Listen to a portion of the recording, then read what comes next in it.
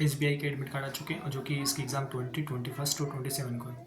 तो इस वीडियो को प्लीज़ स्किप मत करना, क्योंकि मैं जो चीज़ बताता हूँ ना वो बिल्कुल 110% बिल्कुल प्रूव है।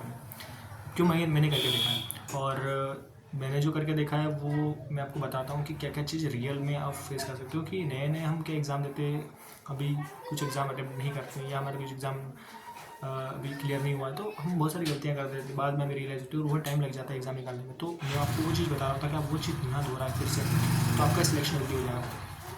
करना क्या है, सबसे पहले एग्ज़ाम स्टार्ट हो गई 21 to 27, 3 डेट रखी हुई, और हर 3 शिफ्ट में एग्ज़ाम होगी, फर्स्ट सेकंड थर्ड। तो आपको जो भी शिफ्ट मिली हो, आपको पता चल गया एडमिट कार्ड आ चुके हैं, उस शिफ्ट के अकॉर्डिंग आपको एग्ज़ाम में मॉक देना है। अब आप क्या कर रहे होंगे, गलती सबसे पहली गलती सब कर रहे होंगे वो ये कि आप 3 से 4 मॉक रेगुलर लगा रहे होंगे, क्योंकि आपकी एग्ज़ाम आ गई, और आप ऐसे सोच रहे हो कि मेरी मॉक लगाने से मेरी एग्ज़ाम निकल जाएगी।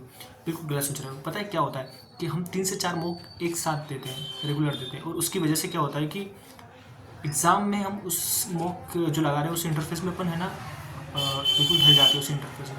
और जैसे हम अटैम्प्ट करने जाते हैं मेन एग्ज़ाम में, तो हमारे क्या होता है कि उस इंटरफेस में जैसे ही चेंज होता है, तो हमारी जो एफिशिएंसी होती है, जो स्पीड होती है, वो डिक्रीज़ हो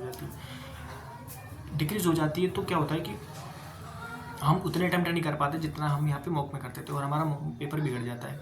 पता है वो इसलिए होता है क्योंकि हम 3 से 4 मॉक दे रहे होते हैं एग्ज़ाम के पहले, तो वहाँ पर सेम इंटरफेस में एग्ज़ाम नहीं होता। तो हम क्या, जैसे हमारा इंटरफेस फेस चेंज होता है, हमारा क्या होता है, माइंड एकदम से उस बदलाव को, उस चेंजेस को अडेप्ट नहीं कर पाता। तो उस चक्कर में हमारे क्या होता है कि स्पीड हमारी डिक्रीज़ हो जाती है, तो हमारे अटैम्प्ट्स कम रह जाते हैं, तो पेपर बिगड़ता है। तो इसके चक्कर में आपको करना क्या है, उसका सोल्यूशन ही मैं बता रहा हूँ। क्योंकि जब भी मैंने एग्ज़ाम अटैम्प्ट किया, तो मैंने एग्ज़ाम से पहले 2 से 3 4 मॉक दिए मैंने, और मैंने जैसे ही मैं एग्ज़ाम में बैठा, मेरा पूरा पेपर बिगड़ गया, क्योंकि इंटरफेस जैसे ही चेंज हुआ, मैं मॉक के इंटरफेस में बिल्कुल उसी इंटरफेस में अडेप्ट हो चुका था, और वो मुझे ले जा रहा है, उस डायरेक्शन में ले जा रहा था। तो जैसे ही मेरा इंटरफेस चेंज हुआ, मेरा माइंड का जो लेवल है वो बिल्कुल एकदम से स्पीड गिर गया। तो मेरा मॉक बिगड़ गया, मेरा टेस्ट ही बिगड़ गया, और मेरा पेपर बिगड़ा। तो कुछ हाथ में नहीं आया। फिर क्या किया, मैंने सोचा कि क्या करना चाहिए। तो करना ये है कि आपको मॉक देना है सिर्फ 2। अभी 4 दिन बचे हैं एग्ज़ाम के, और जिसके 27 है वो भाई अभी रेगुलर मॉक दो, कोई दिक्कत नहीं। लेकिन जिसके भी 4-5 दिन बचे एग्ज़ाम के, वो 2 मॉक दे। एक मॉक आपको अपनी शिफ्ट में जो आपको टाइम मिला है, उसी शिफ्ट के अकॉर्डिंग आपको मॉक देना है एक, और दूसरा आपको रैंडम देना है, कभी भी आपको जब भी टाइम मिले। और दूसरा क्या करना ये है कि आपको जो भी मिस्टेक आपने करी थी इतने दिनों की, आपको नोट करना है, और आपको उसको रिवाइज करना है कि ये मिस्टेक मेरे को नहीं करनी है। एग्ज़ाम तक आपको उस चीज़ को रिकॉल करना है कि भाई हाँ, ये मिस्टेक मेरे से होती है, ये मेरे को फिर से नहीं करनी। सबसे पहली बात, मॉक उसी टाइम पे देना है जिस टाइम पे आपके एग्ज़ाम है, उसी शिफ्ट में। तो एक मॉक देना है। अब करना क्या है, आपको एक ही प्लेटफॉर्म से मॉक नहीं देना है, आपको देना है मल्टीपल प्लेटफॉर्म से। एक प्लेटफॉर्म का एक दिन, फिर दूसरे दिन दूसरे प्लेटफॉर्म। उससे क्या होगा, आपका इंटरफेस चेंज होता रहेगा, तो आपका माइंड की जो एबिलिटी अडेप्ट करने की वो भी चेंज करती रहेगी। तो जैसे चेंजेस होंगे, और जैसे जिस दिन एग्जाम हो उस दिन भी आपको अलग इंटरफेस मिलेगा, तो आपका जो माइंड है वो अलग ही लेवल पे काम करेगा, तो आपके अटैम्प्ट अच्छे होंगे।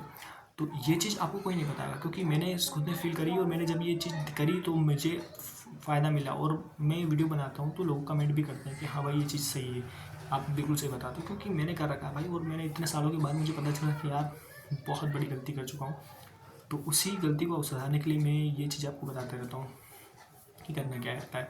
ठीक है, तो पहली बात होगी, अपने को उस 2 ही में देना है, ज़्यादा नहीं देना है। एक इंटरफेस के जिस टाइम पे शिफ्ट है अपनी, उसी में देना है, और वो उसी बिल्कुल अलग ही प्लेटफॉर्म, मतलब एक प्लेटफॉर्म पे दे दिया, गाइडली पे दे दिया, मान लो टेक्स्ट बुक पे दे दो, फिर ओली बोर्ड पे दे दो।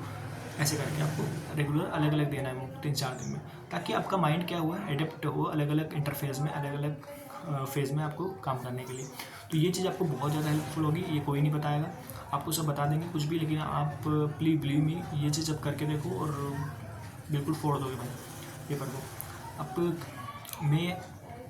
मेरा जो नेक्स्ट वीडियो आएगा उसमें मैं ये बताऊंगा कि आपको एग्ज़ाम स्टार्ट होने से लगाकर एंड तक आपको क्या क्या चीज़ें करनी है। आप जिस दिन एग्ज़ाम सेंटर में घुसोगे, एंट्री करोगे, उस टाइम पे आपको क्या क्या चीज़ें करनी है, और उसकी वजह से आपका माइंड जो प्रेशर आप फील होता है जब एग्ज़ाम देने जाते हो, जो प्रेशर आता है माइंड पे, तो वो चीज़ आप कैसे उसको नेगलेक्ट कर सकते हो और अपनी एफिशिएंसी को, अपने मार्क्स को बढ़ा सकते हो।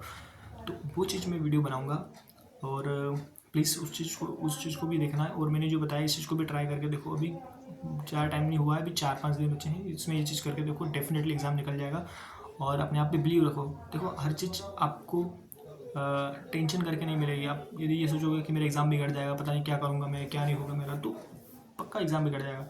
इससे अच्छा है ये सोचो कि यार मैंने जो मेहनत की है वो मैंने अपनी अकॉर्डिंग बहुत अच्छी मेहनत की, और मैं जो करूँगा वो बेस्ट करूँगा, मेरे मॉक में अच्छे करता हूँ, मैं वहाँ भी अच्छा करूँगा, और मैंने जो अभी जो बताया वो आपको करना है। डेफिनेटली आपका क्लियर होगा एग्ज़ाम, आप लिख के ले लो। और आपका जिस दिन पेपर होगा उस दिन आप प्लीज़ कमेंट आके करना कि हाँ ये चीज़ आपने सही बता दी, कि अलग अलग इंटरफेस में एग्ज़ाम, अलग अलग प्लेटफॉर्म पे मॉक देने के बाद मैंने जैसे एग्ज़ाम में मॉक दिया तो मुझे पेपर दिया तो मुझे थोड़ा सा स्पीड अच्छी लगी, क्योंकि मेरा एक माइंड एडेप्ट कर चुका था। तो ये चीज़ आप प्लीज़ करके देखें, और लाइक और सब्सक्राइब करें मेरे चैनल को। और मैं ऐसी बहुत सारी चीज़ें मैं बताऊँगा आपको, तो आपको हेल्पफुल होगी फाइनली सिलेक्शन तक। तो प्लीज़ यही था आज के लिए, और अगला वीडियो प्लीज़ देखना। और मैं